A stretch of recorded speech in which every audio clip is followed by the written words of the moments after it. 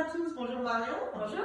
Aujourd'hui nous sommes chez Marion, décoratrice de la Maison L, qui nous accueille dans sa maison flambant neuve et tu vas nous expliquer comment tu as réussi à apporter le charme de l'ancien à cette maison contemporaine. Alors la première astuce a été de chiner l'ensemble des portes de cette maison et de les intégrer directement à l'aménagement. Donc par exemple ici cette porte de placard ou les volets qui délimitent l'entrée de la salle à manger. L'astuce qu'il faut vraiment retenir lorsqu'on fait ça, c'est qu'il faut acheter des portes avec leur bâti, de façon à limiter drastiquement les coûts. Et d'un point de vue déco, vous pouvez acheter des moulures pour finir l'encadrement. Donc la deuxième astuce, c'est vraiment de penser aux détails, avec par exemple ces poignées que j'ai chinées en porcelaine, ou également les plinthes moulurées qui sont neuves mais qui donnent un aspect ancien, ou encore les prises à interrupteurs effet rétro. Et la troisième astuce, c'est évidemment de chiner autant que vous pouvez des éléments de décoration, comme par exemple cette table que j'ai réalisée à partir d'un volet, ou encore cet herbier chiné qui a été réalisé dans les années 40.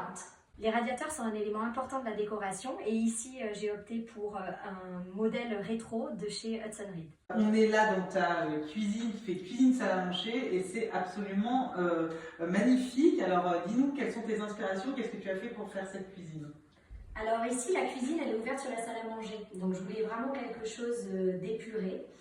Pour cela, nous avons fait réaliser une structure en béton cellulaire que nous avons enduite de béton ciré.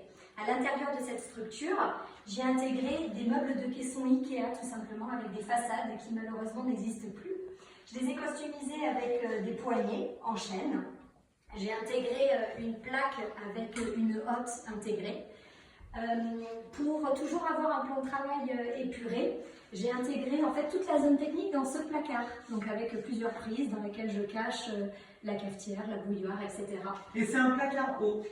J'ai opté pour un placard haut avec toujours des lignes assez rectilignes et qui sont cassées finalement par ces étagères également en béton cellulaire. Donc les rideaux, c'est souvent un gros budget dans la décoration.